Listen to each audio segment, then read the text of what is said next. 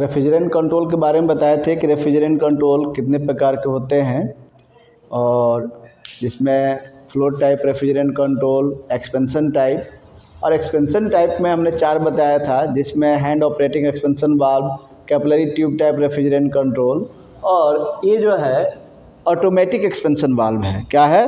Automatic expansion valve. Automatic expansion valve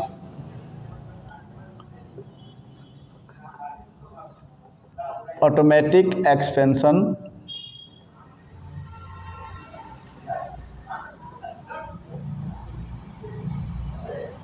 automatic expansion valve. Automatic expansion valve में ये 2 प्रकार के होते हैं, एक diaphragm type,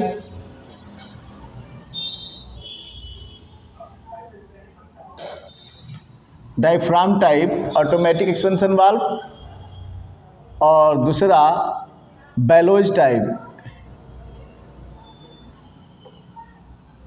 bellows BELLOWEG, bellows type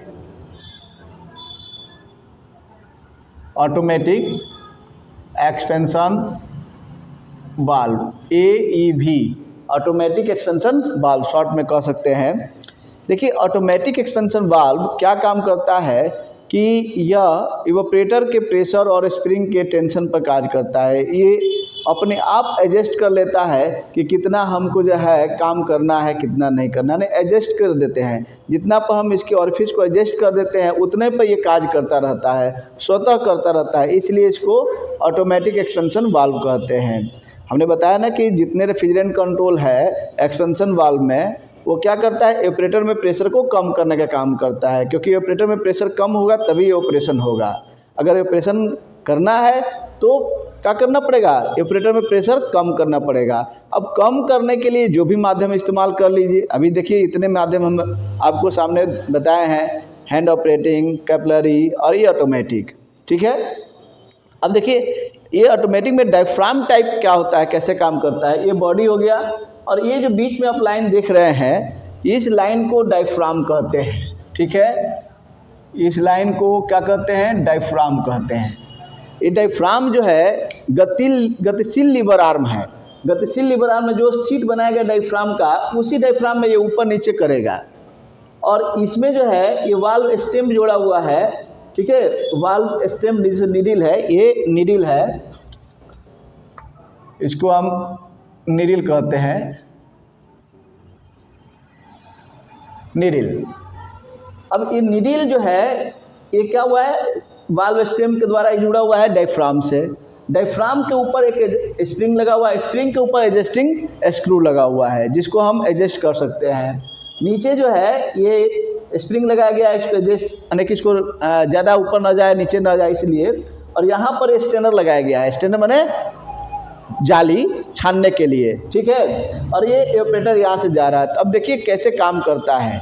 यहाँ पर हमने जो भी एडजस्ट कर दिए हैं उतने स्प्रिंग का टेंशन इसके ऊपर दबाव डालेगा, तो स्प्रिंग के दबाव जो है डायफ्राम पर आएगा, तो डायफ्राम से क्या होगा, ये स्टेम नीचे आएगा, जैसे नीडल नीचे आ जाएगा। जब नीचे आएगा तो ये ऑरिफिस यानी होल ये खुल जाएगा, और यहाँ से रेफ्रिजरेंट माइक्रोफाइन ओरो में एक्सपेंड होकर ऑपरेटर में जाने लगेगा, जिससे ऑपरेटर में प्रेशर कम हो जाएगा, और प्रेशर कम होने की वजह से ऑपरेशन होने लगेगा, और ऑपरेशन होने लगेगा तो टेम्परेचर डाउन होने लगेगा, कम होने लगेगा। लेकिन जैसे जैसे ऑपरेशन होगा तो टेम्परेचर डाउन होते जाएगा, तो एक निश्चित समय आएगा कि प्रेशर अब का होगा, कम होने के बावजूद भी अब एवोपरेट पूरी तरह से नहीं हो पाएगा, तो रिटर्न होकर इधर आएगा।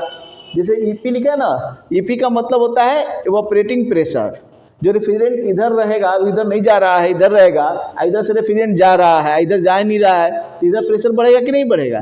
तो इधर प्रेशर जब बढ़ेगा तो यह एडजस्ट किए हुए स्प्रिंग के टेंशन से, जो टेंशन है स्प्रिंग का, स्प्रिंग का प्रेशर, वो यहाँ पर प्रेशर जो है क्या होगा, ज़्यादा हो जाएगा, तो ये डायफ्राम को ऊपर उठा देगा, क्योंकि स्प्रिंग का प्रेशर इसके प्रेशर से क्या हो गया, कम हो गया। स्प्रिंग का प्रेशर कम हो गया, और ऑपरेटर का यानी कि यहाँ से रेफ्रिजरेंट का प्रेशर ज़्यादा हो गया, तो डायफ्राम को ऊपर उठाएगा। तो जब डायफ्राम को ऊपर उठाएगा तो ये जो नीडल है ऊपर उठेगा, तो ये जाकर इससे सटेगा और ये जाकर इससे सटेगा, जिससे रेफ्रिजरेंट जाना बंद हो जाएगा। लेकिन जब क्या होगा कि इसमें फिर टेम्परेचर जो है बढ़ेगा तो ऑपरेशन होगा, ऑपरेशन की रेट बढ़ेगा तो रेफ्रिजरेंट इधर जाएगा, और जब रिफ्रिजरेंट इधर जाएगा तो इसमें प्रेशर क्या हो जाएगा, इवेपोरेटर का प्रेशर कम हो जाएगा और स्प्रिंग का टेंशन बढ़ जाएगा, ना स्प्रिंग का प्रेशर बढ़ जाएगा। तो स्प्रिंग के प्रेशर बढ़ने से ये डायफ्राम को नीचे दबा देगा।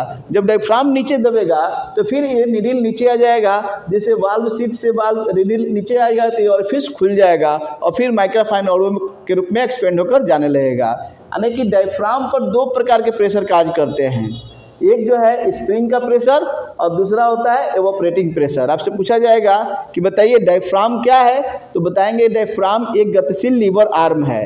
तो डायफ्राम के ऊपर कितने प्रकार के प्रेशर कार्य करते हैं, तो डायफ्राम के ऊपर दो प्रकार के प्रेशर कार्य करते हैं, एक जो है स्प्रिंग के प्रेशर और दूसरा इवेपोरेटर का प्रेशर। ठीक है, तो ये ऑटोमेटिक एक्सपेंशन वाल्व हो गया। ऑटोमेटिक एक्सपेंशन वाल्व में डायफ्राम टाइप। अब इसमें बेलोज टाइप में क्या होता है कि सेम वही चीज़ रहेगा, लेकिन यहाँ पर डायफ्राम की जगह पर क्या हो जाएगा, बेलोज हो जाएगा।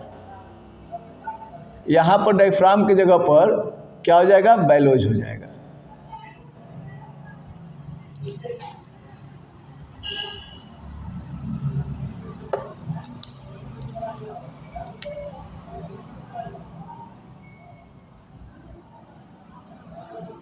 और यहाँ पर ये ऐसे सीट बन जाएगा बेलोज का।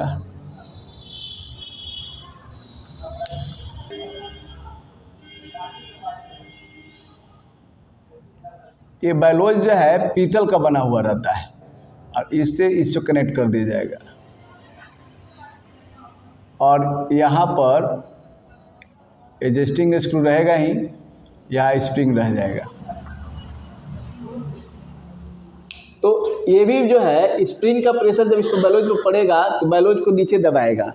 ये जो होली में फिचकारी नहीं होता है जो ऐसे गोल गोल घूमने वाला, इस तरह से बना हुआ रहता है।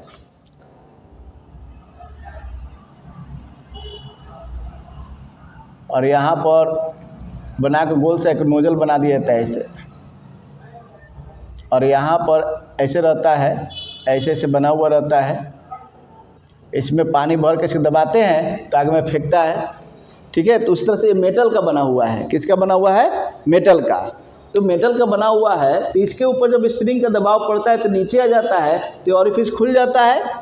और जब स्प्रिंग का दबाव इधर इवेपोरेटर का दबाव बढ़ता है तो बेलोज को ऊपर उठाता है। जब बेलोज ऊपर उठता है तो फिर ये बंद हो जाता है। सेम वही डायफ्राम टाइप ही कार्य करता है, लेकिन इसमें बेलोज लगा दिया गया है। क्या लगा दिया गया है, बेलोज लगा दिया गया है। तो इस तरह से कार्य करता है। तो ये है ऑटोमेटिक एक्सपेंशन वाल्व, जो आपको कार्य सिद्धांत बता दिए हैं। ठीक है।